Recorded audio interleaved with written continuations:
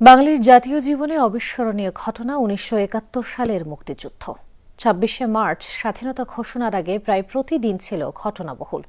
৭ March racecourse ময়দানে মুক্তিকামী বাঙালির উদ্দেশ্যে যুদ্ধ প্রস্তুতির ডাক দেন বঙ্গবন্ধু শেখ মুজিবুর রহমান। সেই ভাষণের মর্মবাণী যেন দাবানলের মতো ছড়িয়ে পড়ে মুক্তিকামী বাঙালির মাঝে। ৭ মার্চ সকাল থেকেই যেন জনসমুদ্র রেসকোর্স ময়দান। পায়ে হেঁটে, ট্রাকে চেপে, নৌকায় করেও আসতে থাকে মানুষ। পাঞ্জাবি সেনাদের রক্তচক্ষু উপেক্ষা করে নেতার ভাষণ শুনতে স্রোত ছিল রেসকোর্স ময়দানমুখী।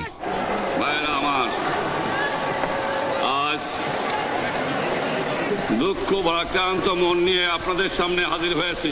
18 মিনিটের ভাষণে রচিত হয় নতুন প্রেরণার ইতিহাস।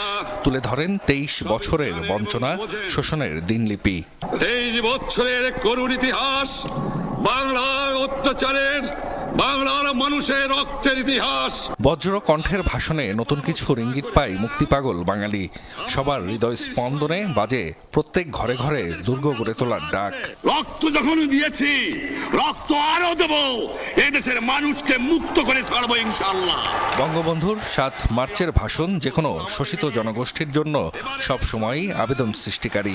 এই ভাষণে গণতন্ত্র, স্বাধিকার, মানবতা এবং মানুষের মুক্তির কথা রচিত হয়েছে।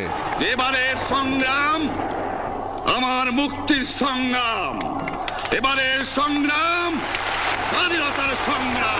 ৭ মার্চের ভাষণে বঙ্গবন্ধু ৭.৫ কোটি মানুষের যে স্বপ্ন, বঞ্চনা, রাজনৈতিক ও অর্থনৈতিক স্বাধীনতার কথা বলেছেন। দুর্ভাগ্য এত বছর পরে এসেও তা বাস্তবে রূপ পায়নি। জাহিদ হাসান, যমুনা নিউজ।